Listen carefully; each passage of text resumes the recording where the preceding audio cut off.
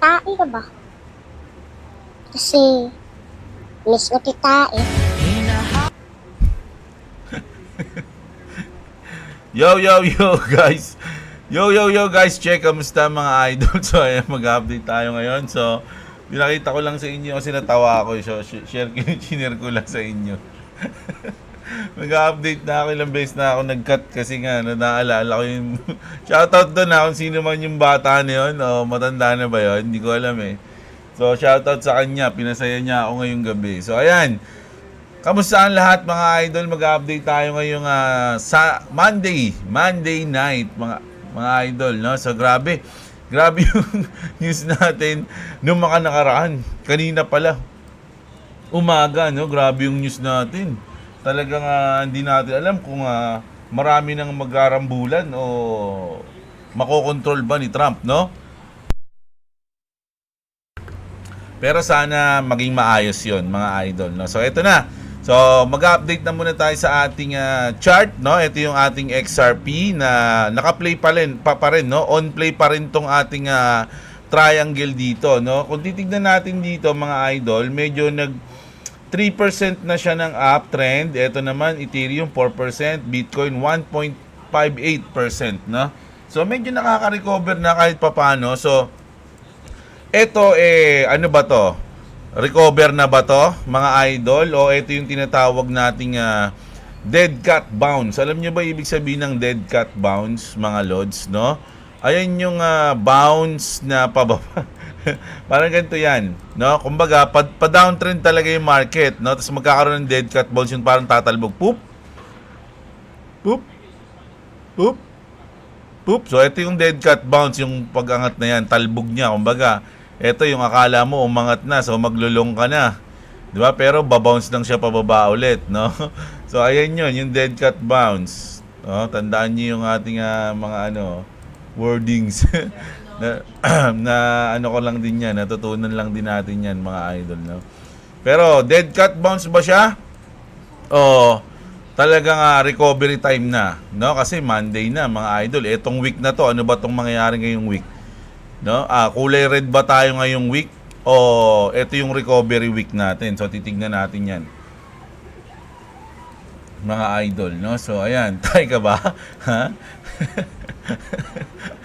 Ito na. Punta na tayo dito sa ating mga trending news, global news, no? Ito. Sabi dito ni Donald Trump, no? Monumental damage was done to all nuclear site in Iran. As shown by satellite image, obliteration is an accurate term. No? So, yung sinabi daw kasi ng mga Iranian, 'di ba, na hindi naman daw nila natamaan o hindi naman daw talaga na damage, pero na damage naman daw talaga. So, hindi natin alam kung sino nagsasabi ng totoo, no? The white structure shown is deeply embedded into the rock, no? With even its roof well below ground level and completely shielded from frame. The biggest damage took place far below below ground level. Bullseye, sabi ni Trump, no? So dito makikita natin yung talagang kumpiyansa siya, o parang kino-confirm niya talaga na wala na, no? Talagang inobliterate na namin, no, yung ano na yan, yung mga nuclear site ng Iran, mga idol. Ayun yung sinasabi niya, kasi yung Iran sinasabi na hindi naman daw. So hindi natin alam no? Siguro sinasabi lang ng Iran yun para palakasin yung loob ng mga tao, o pahinain yung loob ni Trump. Pero may mga ano naman yan, may mga confirmation naman yan, mga idol. So syempre mga military yan So syempre, di ba, hindi naman magbibitaw ng salitain na hindi confirm, di ba? So sa tingin ko din talaga medyo confirm na yon. So kanina napaliwanag natin yun, no? Kung tinapos na ni Trump yung haka-haka, kung meron man kayong nuclear site o wala, o chismis lang, at least tinuldukan ko na, no? Kung ano man yung inatake namin, na obliterate na yon. Kung meron man doon o wala, it doesn't matter, basta durog na yung mga yon, no? Ganun lang, basic na basic, mga idol, no? So ayan, punta muna tayo dito. Sabi dito ni Secretary of State Marco Rubio issues warning to Iran over threats to close the Strait of Hormuz and disrupt global oil transport. So ito yun mga idol, no, sabi niya, yung nabalita natin kanina, no, follow up to, na isasara ng Iran yung Strait of Hormuz, no, parang binantaan siya dito ni Marco Rubio, no, if they do that, it will be another terrible mistake. It's economic suicide for them if they do it, sabi, no, and we retain options to deal with that, sabi niya, mga idol, no. So siguro ano kasi mga lods, kung titignan natin, madalas namang sumasagot yung Malacanang, hindi, I mean yung White House sa mga, kunyari may sinabi yung Iran, sasagutin agad nila, may move yung Iran, sasagutin agad nila kung ano yung pwede nilang gawin doon, di ba? So ganun. Ito naman, ito yung sa Iran to, mga idol, no, IRGC spokesman threatens Trump. So ito yung sagot naman nila. No, sumasagot din naman yung Iran, mga idol, In response to the crime, powerful and targeted action will be taken. No, ayan sabi dito, leading to heavy, painful, and unexpected consequences. Trump, the gambler, sabi niya, you may start this war, but we will be the one to end it. Nako, this won't end well, sabi, no? Naniniwala ba kayo doon, mga idol? If mangyari yan, talunin ng Iran yung yung US, kahit na syempre hindi naman natin alam, bilog ang bola, bilog ang dulo ng rocket.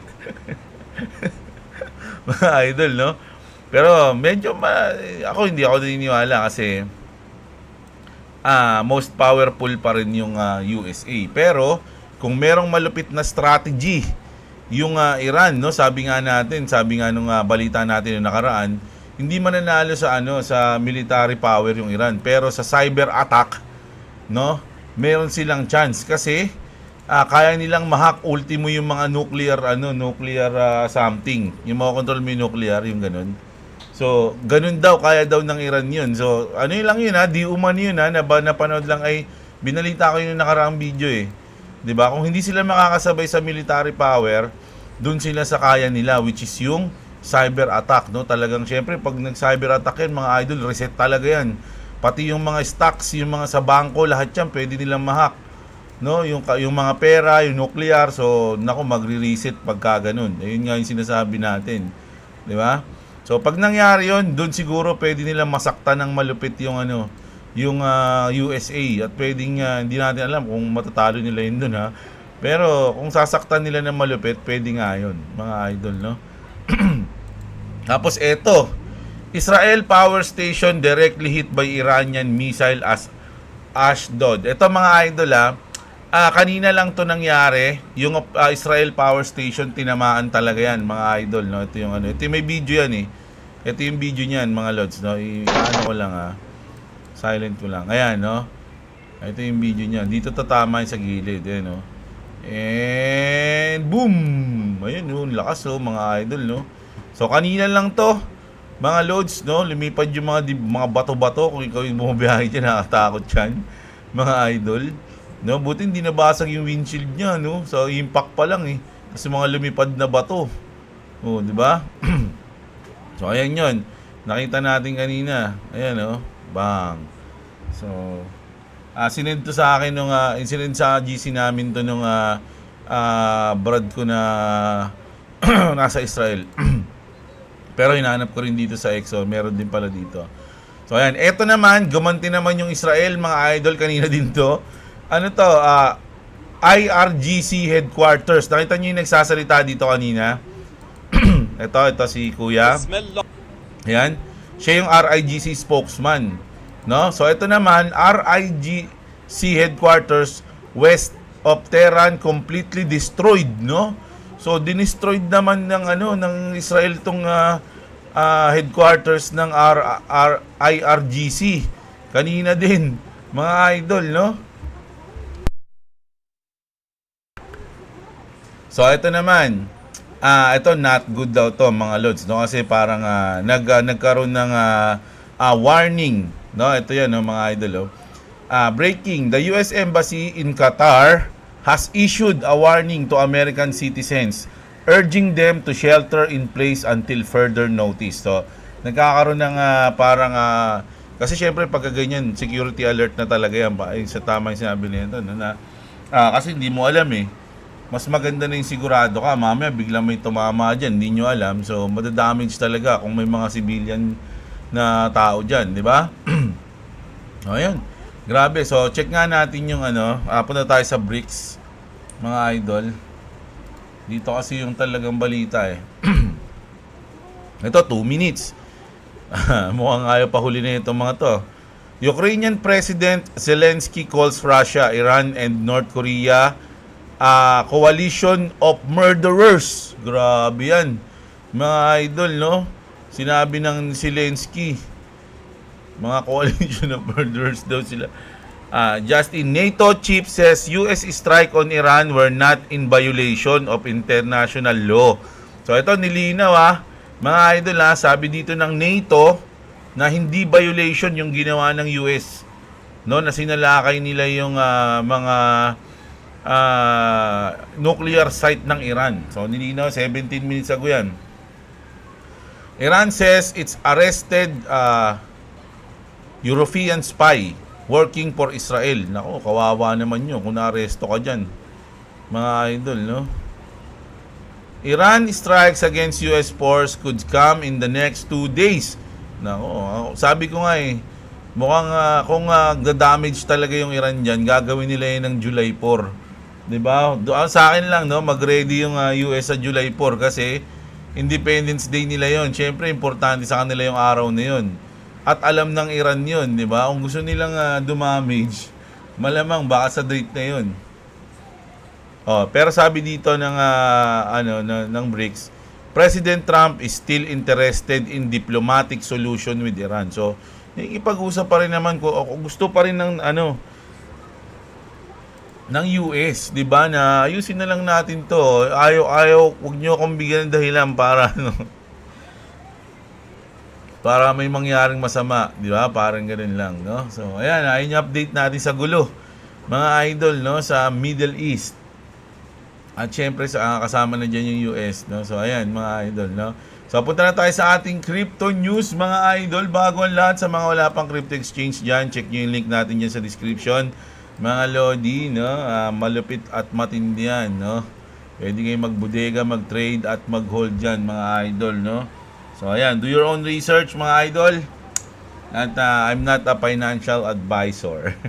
So, ito, Bitpinas, sabi dito, no? Binance listed 92 job openings with location market as Metro Manila, remote or Metro Manila hybrid. But hybrid arrangement typically require local presence or access to a physical office. And 6 finalized rules for CASP impose strict penalties for unregistered operations. O, ayan, paano nga yan, no? Alam nyo, bakit kasi, no? Pinapahirapan nyo lang yung mga tao, yung mga nagki-crypto dito, tsaka yung sarili nyo. Di ba? Nung nagkaroon kayo ng problema, sa Binance kayo humingi ng tulong. Tinulungan kayo ng Binance, yung PNP. Tapos ngayon, ewan ko sa inyo. Di ba? Sa akin, dapat hindi na nila iban yung mga ganyan. Yung lalo yung Binance. But, lupit-lupit niyan, mga idol eh. So, dito na tayo. Eto, maganda yung sinabi dito ni CZ. Everything before the next all-time high is a dip. Di ba? Sinasabi ko sa inyo yun eh. Mga lods di ba? Ng mga nakaraan, sabi sa inyo, bago lumipad nung 2021, 2020, di ba? Nagkaroon tayo ng pandemic. Talagang yung buong mundo apektado, kaya bumagsak and then biglang lumipad. Di ba? So, wala pa tayong nararanasan ganun. Siguro sa tingin ko, ito yun talaga eh, yung sigalot sa Middle East eh. Mga idol, ayun yung parang magiging COVID-19 natin na event. Ayun yun, no? Ganun din yung sabi ni Sisi, everything before the next all-time high is a dip by definition. The real question, will there be a next all-time high? Nako, ang tanong, meron ba? Nung bumagsak yung market nun, wala na rin pag-asa yung mga tao nun eh. Iniisip nila, wala na yung crypto, scam na yung crypto, ilang beses na scam. 100 na beses nilang tinawag na scam yung crypto. Scam yung Bitcoin, scam lahat. Di ba? Pero nung lumipad, ang galing dapat pala nag-invest ako doon. Ganun lahat eh. Only a few coins will make it. Ito, tamang-tama yan, mga idol. Only a few coins. Focus on long-term, staying power, and real growth potential. So, ayan, mga idol, napakagandang sinabi ni Zizi, mga idol, no? Only a few coins will make it. So, kailangan alam nyo kung ano-ano yung mga coins na yun, mga lods, no? Siyempre, yung BNB, hindi niya sabihin na ano yun, matindi rin yung BNB. Diba? Ito, BlackRock just so, itong, ang lipit nito, BlackRock, mga idol, yung nagbenta sila ng Ethereum. Diba? 11.5 trillion asset manager BlackRock just sent 8,172 Ethereum or 18.4 million to Coinbase Prime. Its first move to sell after over a month of non-stop accumulation. So, noong nakaraan kasi mga idol, nagbebenta sila ng Bitcoin and then bumibili sila ng Ethereum. Ganun yung ginagawa nila. No? Kung nanood kayo ng balita sa akin na news natin yun, no? Binibenta nila yung Bitcoin nila, bumibili sila ng Ethereum. Ngayon naman, Ethereum naman yung binibenta nila ngayon. Oh, will others follow? Oh, 'di ba? Yun yung tanong diyan. Bakit ang tanong mo na ba't nila binibenta? 'Di ba? Anong alam nila na hindi natin alam? At anong bibili nila? Ba't kunyari binili nila 'yan? Ay binenta nila 'yan. Siyempre meron silang i-acquire. Kung ano man 'yun, hindi natin alam, 'di ba? So grabe 'yan, nakakapagtaka 'yan, mga idol. But nako, mag-alt season, usually Ethereum ang nagli-lead pag alt season. Iba na ba magli-lead ngayon ng alt season? Anong coin naman yun? Bakit ganyan? Anong meron? Ano yun? Nako, kailangan nyo mag-isip mga idol So ito panoorin natin to. Ang ganda ng sinabi dito ni Not Financial Advice, no? Kilala to sa mga riddle, no? Yung mga patutsada. No, so pakinggan natin This has to be one of the craziest 589s hidden in plain sight I've ever seen. Seriously, how do you explain this one? I think the macro trends around crypto are very, very, very positive. We can debate, how quickly those things are going to happen. You guys, that was intentional. I don't know who we're waiting for at CNBC to give us confirmation because that'll never happen. So I'm going to say it again. That was intentional. That is an impossible coincidence. Credit to XRP Drops for that find. But you know what's even more interesting about that? It's not an XRP that 589 is sitting beneath in the Bitcoin yan, mga idol. video. It's a Bitcoin. And that got me thinking. Since Bitcoin and XRP are complementary, as I discussed in this video, because Bitcoin's proof-of-work energy consumption is by design to generate real value, and how it will be sent over the clean green consensus protocol of the XRP ledger, making them complementary. And also in this video, how the colors of the Bitcoin and Ripple logos were likely chosen because they match ionized liquid gold and silver, which implies the hidden relationship of gold's Kaya pala ganito yung yung logo ng Bitcoin, no? Parang gold yung inaano niya. store of value and silver payments, Silver naman, pure silver naman yung sa Ripple. again making them complementary. This all meant to me there was likely a singular effort behind the creation and direction of both of these world-changing cryptos that simply isn't stated publicly, but that the pieces are there to put together. Could that explain why the first time the Bitcoin source code was ever posted in a public forum was 589, May 809? If everything is way more orchestrated behind the scenes than we realize, could it have been a clever team of cryptographers who enjoy riddling, who not only built Bitcoin, but who started the whole 589 thing to begin with? To kick things off with the subliminal 589 embedded into Bitcoin itself?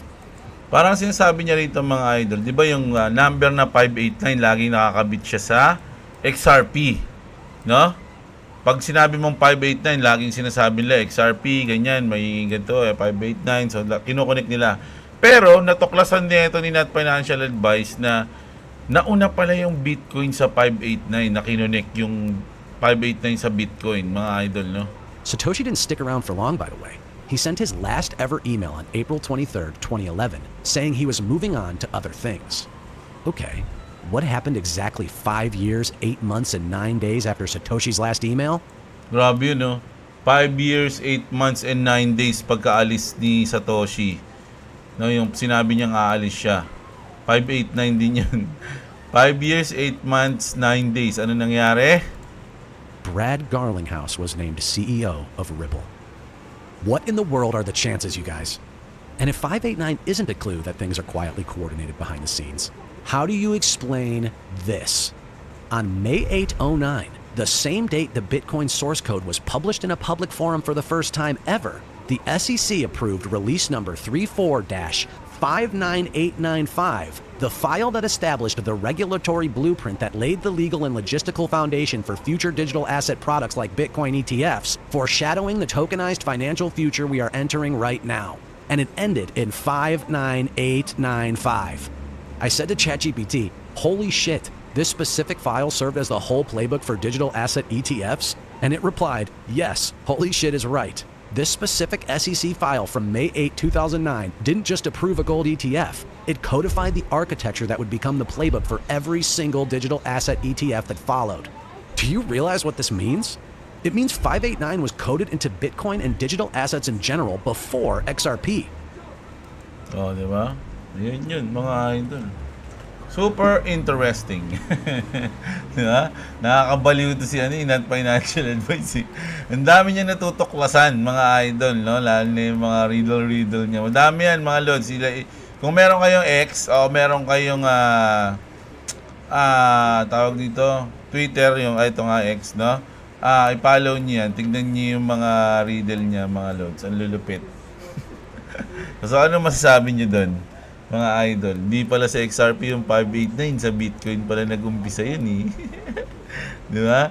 So, grabe. Ano kayo maging reaction nila extra bad dito? Nihintay ko na nga si extra bad eh, kung ano yung magiging ano niya dyan eh. So, ito tayo. Ito yung ating last, no? They're using war to flip the financial system, sabi dito. The US airstrike on Iran, not just geopolitics. This is a reset ritual. When oil stops moving, fiat dies.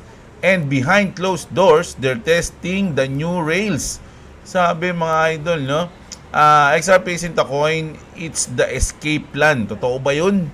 The petrodollar wasn't just a currency deal. It was a global control mechanism. Oil for dollars. Dollars for weapon. Weapons for silence. So, ayan. But now, nations are breaking rank. Barrels are moving without the green light of the dollar. No, kumbaga, nagmo-move na siya ng kahit walang dollar, mga idol eh. The sanction against Iran were supposed to isolate. Instead, they force innovations, decentralized payment networks, cross-border corridors without SWIFT. Guess which protocol can settle oil for crypto instantly across borders? XRP, mga idol, no? So, nambalita ako na yung nakaraan na ginamit na ng India, no? Yung XRP para mag-trade ng oil o bumili ng oil, mga idol, no? Iran, Russia, China, or BRICS, they aren't just talking about the de-dollarization. They're already acting. And IMF, they aren't trying to stop it. They're trying to control the outcome through neutral liquidity rails.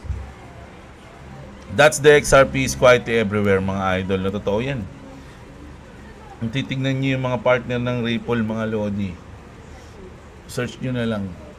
Every missile over Tehran, every emergency UN meetings is a distraction from the real shift. A new system that settles without clearing house, finality in seconds, no dollar, no Fed, no middlemen. That's, yan, no? Oy, binabasa ko lang to mga idol hindi ko pinopromote yan. Binabasa ko lang yung news na yan. Hindi siya news pala, opinion niya ni Pompeius. The elites call it interoperability. The insiders call it real-time liquidity. But we call it what it is. A regime change in global finance. The oil wars are ending. The liquidity wars have begun. SWIFT is being replaced. The petrodollar is being buried. And the reset has a name. Not gold, not Bitcoin, but a bridge protocol. A kill switch. Nako. Hindi na sabi niya rito. They won't announce the reset. They'll just flip the switch. Totoo naman yun. Kasi hindi pwedeng i-announce yun. Hindi mo rin pwedeng i-announce yung gagamitin mo kasi dudumugin. Yung mga naniniwala lang, mga idol, no? So, pwede pa magkamali, di ba? Ako, hindi ko sinasabing totoo tong sinasabi niya. Pero may sense kasi yung mga sinasabi niya dito. They won't announce the reset, they'll just flip the switch, no? Ayun yung sinabi niya dyan, mga idol, no? So ayun, yun yung ating malupit-lupit na sinabi ni Pompous dyan. Punta na tayo sa inyo mga comment, basahin natin. Comment nyo kaninang umaga, syempre. Syempre. Pero hindi pa rin hindi pa. Shoutout nga pala sa mga idol natin na nagpapajikas dyan. Ba't kasi ayaw nyo magpabanggit ng pangalan, no? Shoutout sa inyo mga idol. Sa susunod na may pajikas dyan, shoutout ko na. Mga lods. Salamat sa inyo no? So ayun. So sabi dito ni Sai XBCH. Salamat Lods sa lumiliyab na balita. O yan Pinas nga, sasali daw bigas nga, hirap makabili, armas pa kaya. Sabi ni Jan. Si Oscar Pycones. Boss Jeb, yung smart toilet parang pwedeng gawing lamesa. Lamesa na kainan to, hindi ka na magkaganan. Si Giovanni pala. Litawan. Eto nga hinihintay ko sir yung pag-dip ni Ethereum tapos bibili ako. Yun, no? Goods na goods yan. Si Tiksuyab, shoutout sa iyo. Gilbert Gilbert Iguindin. Ayan. Reguindin.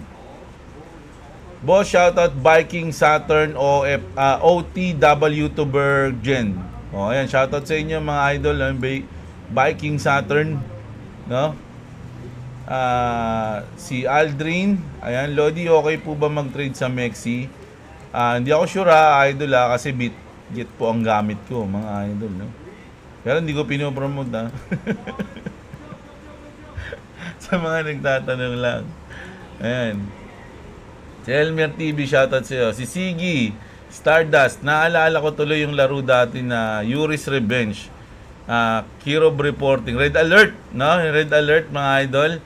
Ayan, nilalaro ko din yun dati, mga lodi, no? Pero sana sa akin dapat para sa akin dapat ginawa nila na lang ni Trump diplomacy kasi mayroon namang international law about sa pagpapatayo ng super weapon. So, hindi natin alam yung usapan nila dyan, mga idol, Pero ako nilalaro ko din yan, Red Alert. Pustahan pa nga, Junel Nael, shoutout sa'yo, idol. Si MM Ramos, hindi kasi umubra yung pakulo nila ni Elon na LQ, Sogera na lang naman daw. Baka umubra para ma-shake out ang mga retail, no? Yung away nila hindi umubra. Yung kanilang tampuhan.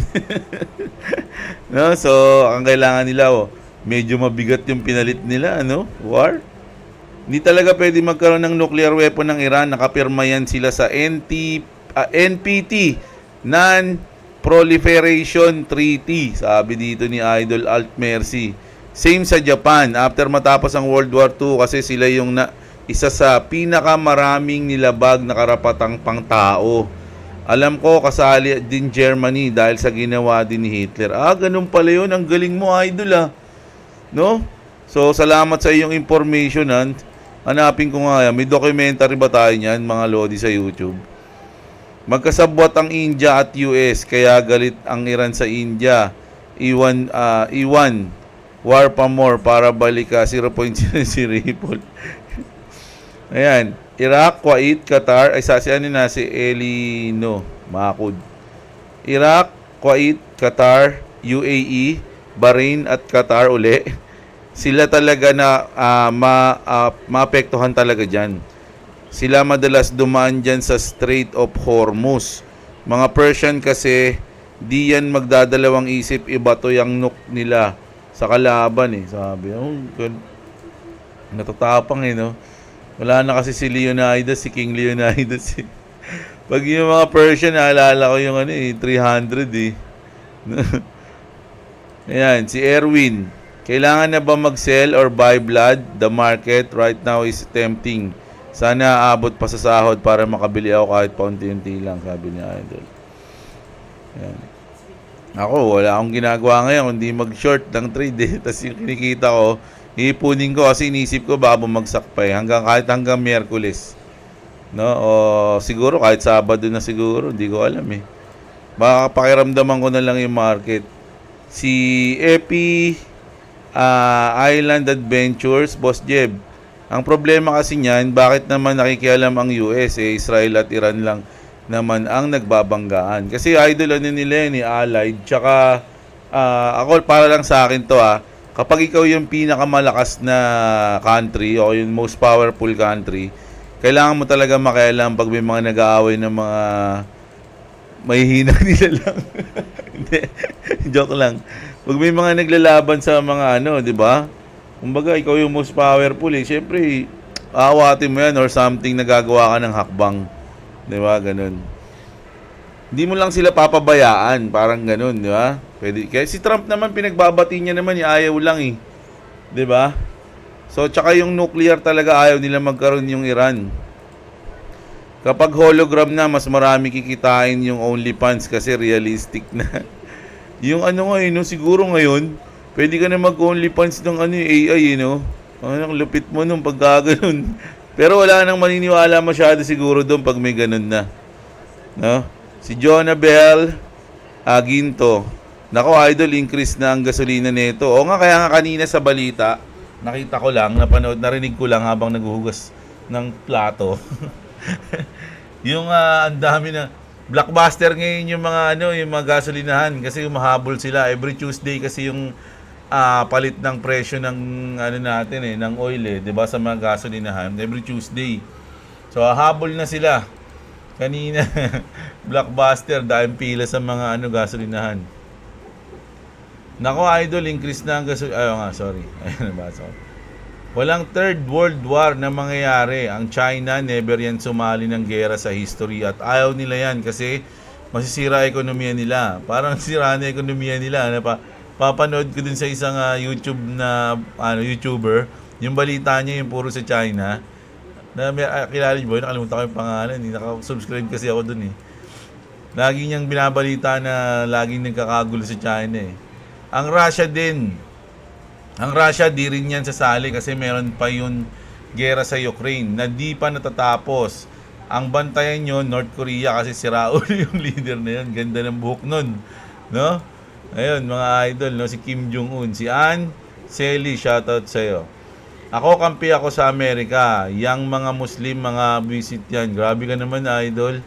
Walang ibang ginawa kundi magasik ng lagim. Di naman siguro lahat, mga idol, Ibang Muslim at Shia, karamihan sa Middle East, Muslim, maliban sa Iran. Shia, hindi yan Muslim. Ganun, may mga ganun pala. So, nakakakuha tayo ng mga knowledge dito, Si Camille, Cavite. Shoutout sa'yo, idol, Lisa Yonson, always yan, madam, shoutout sa'yo. Si Saul Vapor. Kailangan na kumalas ng Pilipinas sa petrodollar kung magkakaroon ng shortage sa oil katulad ng Japan na kumukuha na sa Russia ng oil. Diba? Sabi niya. Naku, hindi ba magkakaroon ng conflict yan sa allied natin sa Amerika? Pagka ganun. Ayaw nila mag-nuclear ang Iran dahil hindi nila ito mabubuli. At magiging pantay na sila ng mga bansa na may nuclear. At kapag nagka-nuclear na ang Iran, yun na ang magiging leverage nila para hindi bulihin ng USA. Parang mga bully lang yan, yung mga mahihina lang binubuli nila dahil alam nila na paano bang bully ginagawa? Binabatok-batukan yung leader. Paano bang binubuli, idol? Kasi ang sabi ni Trump, yung sinabi kasi ni Trump na the most bully is yung Iran kasi nga parang sila yung nagsusupport sa mga terrorists, 'di ba? May mga sila noon panoorin niyo na lang sa YouTube. May mga dokumentaryo sila noon na kumbaga yung mga terrorist, mga idol, sinusuportahan ng Iran. So parang alam niyo naman yung galawan ng mga terrorist, 'di ba? So parang kaya tinawag ni Trump na bully yan kasi ginagawa nila yung gano'n, Ikaw, paano mo naman nasabi na binubuli ng US ang Iran? Pinipitik-pitik yung tenga ng Supreme Leader. Tanong ko lang yun, idol, Si George Gonzalez, shoutout sa'yo. At si Saul Vapor, nakalampag CCP sa ginawa ng Israel. Parang 87% ng oil export ng Iran, China bumibili. Possible sinadya ng US para pilahin ang campaign ng China sa Taiwan. Naku, malalalim pala, Si George Gonzales yun, Klabis, alien, ibinigay na lang ng, sa mga alien pamumuno sa mundo para wala nang magirahan sa bansa. Grabe ka naman, idol. Hindi nga natin alam kung ano gali ng alien. Choreograph lang ba yung War Idol? Naalala ko tuloy yung isang episode sa anime na Gothic. Mga leader ng mga bansa at mga businessman magkakasama sa isang meeting. Hinuhulaan kung sino mananalo para malaman kung saan sila mag-i-invest. No? Hindi ko pa napanood yan, idol. Yung hologram na yan, mga VTuber ang pinaka magbe-benefit dyan. Makapag-live concert sila sa lugar na need ng malaking screen, sabi niya. Magandang invention pero yung mga presyo hindi maganda. Tama. Wag mo iwan ng controller ng kotse na yan at baka madampot. Oo nga, no? Idol Jeb, sabi ni Michael Estrada, confirm, sasali ang Pinas sa war. Gagamitin na yung mga paputok galing Bulacan. Grabe naman yan. Alam ko, limited na lang yung mga galing sa Bulacan na paputok di ba? Ang marami dun, chicharon.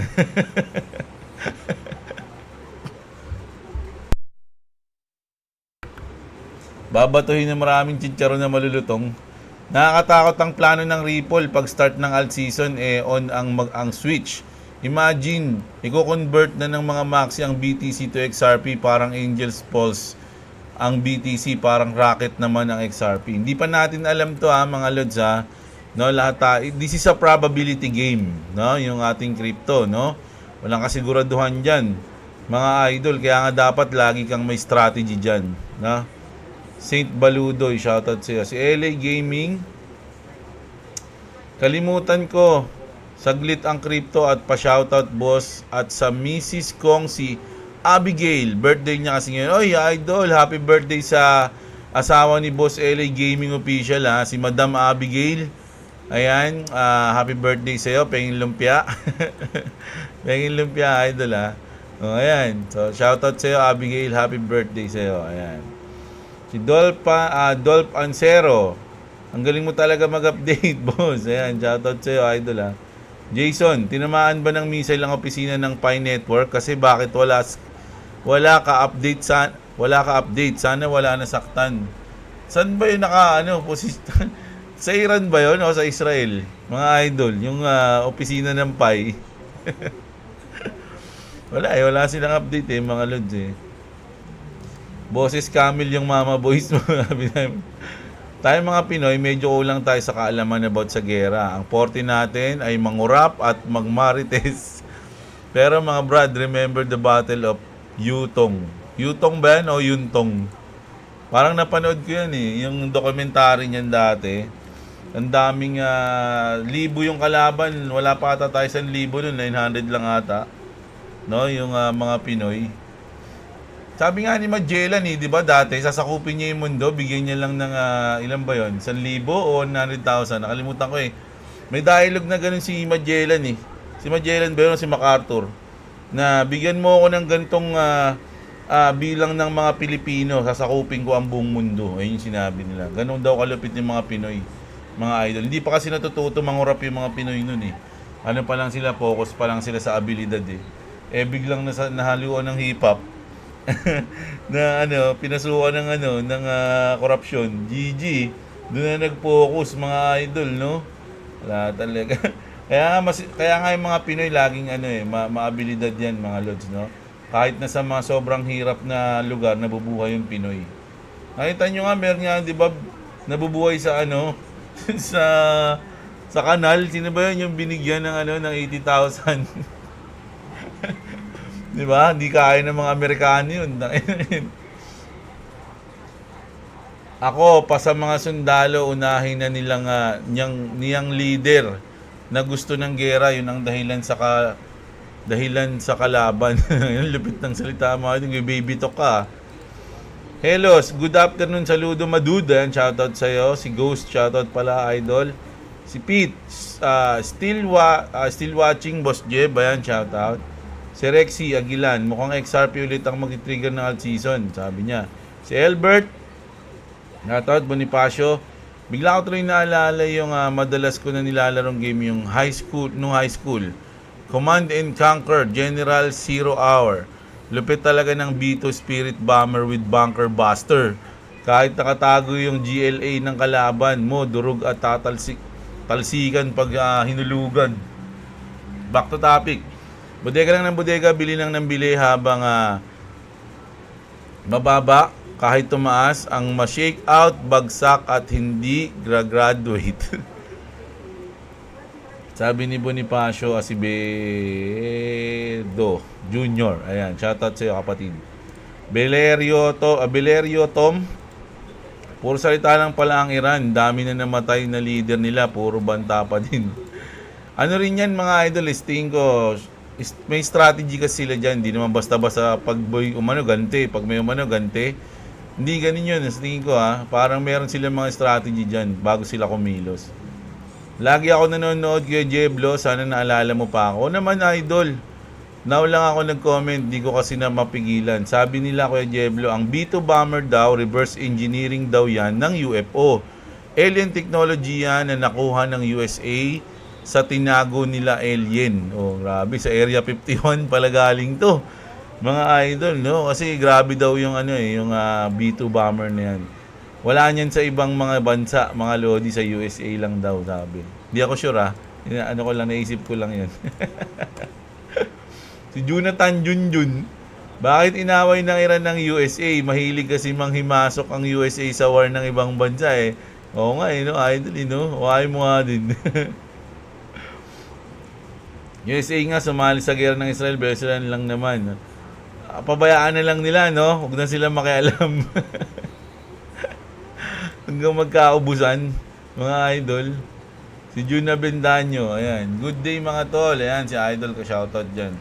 Boss, yung sinabi nila through at XUSDP nasa crypto boss. Di ko alam kung ano yan idol Isa lang kasi focus ko ngayon. Hindi naman isang pirasong coin, no? Medyo madami din. Wala naman Ano to? Baka wala sa CoinGecko.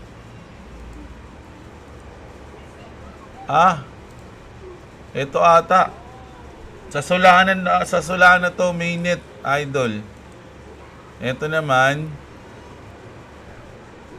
Wala. Ito. Sa Ethereum mainnet naman. No? Yung isa sa Solana mainnet, ito sa Ethereum mainnet. Hindi ko alam wala akong knowledge dyan Mas malapit sa Pinas, Quiz Jeb. Ang B2 stealth bomber ng Pinas ay mga politiko. Hindi mo din sila madidetect kahit anong radar pagamitin. Hindi mapapansin, nagnanakaw na sila ng kaban natin. Philippines politician number 1. Pa-shoutout naman kay Mrs. na napakaganda, si Raisa Pel. Ayan. Magtapos mo nga patamaan yung mga politiko, bigla mong sinoutout si Mrs. Ang ganda ng combo Raisa Pel, shoutout sa'yo, sabi ni Mac James. Ayan. Si Phil Habis, ayan, shoutout sa iyo, idol always.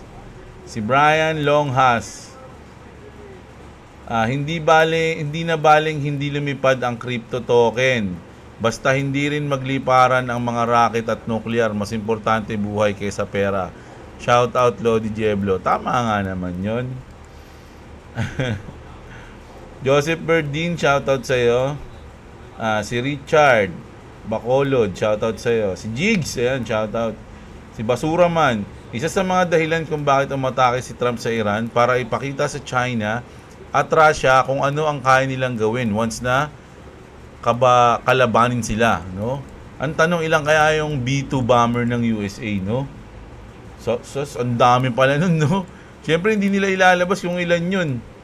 No, tapos biglang libo pala yung gano'n nila, wawa talaga lahat, no? Mga idol, di pa naman na-detect. No, matatakot na ibang bansa. Parang ganun ba yung sinabi mo, idol? Na pinakita lang kung ano, no? Pinaalam. Eto kami O, ayan. Mag-isip-isip kayo. Ganun ba yun? Kevin, shoutout sa'yo. Si Dance Cortez, si Joa Recruz, shoutout sa'yo. Dance Cortez ang pinaka-champion natin, mga idol, no? So, siya yung nag-unang nag-comment sa ating video. So, ayan. Sana na-enjoy niyo yung ating video ngayong gabi, mga idol, no? Uy, no, excuse yung isa. Ayan. Sana, bukas, mag-update ulit tayo, mga idol, no? Hindi ko lang alam kung mga tanghali na ulit o umaga, depende sa conforme, abono pa. Ayan. Kita-kits tayo bukas, mga idol, pero sure yan, mag-update tayo. And then gabi mag-update ulit tayo. So sana i-like nyo yung video natin kung umabot kayo dito. Subscribe sa mga hindi pa nakasubscribe. Check nyo yung mga link dyan sa ating baba ng description, sa baba ng video. So ayun, kita-kits tayo. Maraming salamat, mga idol. Magandang araw sa inyo. Magandang gabi pala, mga kapatid. At What's up, subscribe to Clever TV, subscribe to Dabla if you want to subscribe to me. Wait, it's link in the description. There you say it. So again, I'm not gonna say it again, but subscribe to all of you. But I'm British. Bye.